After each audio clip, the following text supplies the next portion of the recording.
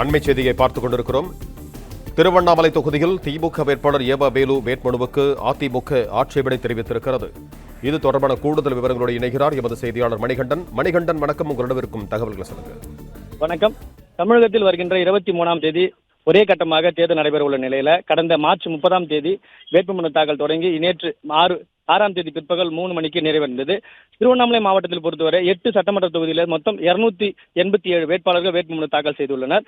குறிப்பாக திருவண்ணாமலை மாவட்ட தொகுதியில் 43 வேட்பாளர்களும், செங்கம் 35, ஆரணி 37, கீழ்பண்ணாத்தூர் 37, போலூர் 35, கலசப்பாக்கம் 40, வந்தவாசி உள்ளிட்ட 8 சட்டமன்ற தொகுதிகளில் 287 வேட்பாளர்கள் தங்களது வேட்புமனு அந்தந்த தொகுதி வட்டாட்சியர் அலுவலகம் மற்றும் கோட்டாட்சியர் அலுவலகம் வேட்புமனு தாக்கல் செய்துள்ளனர். இந்த நிலையில திருவண்ணாமலை சட்டமன்ற தொகுதியில் திமுக சார்பில் போட்டியிடும் அமைச்சர் ஏவா வேலு கடந்த காலங்களில் தேர்தலில் போட்டியிடும் போது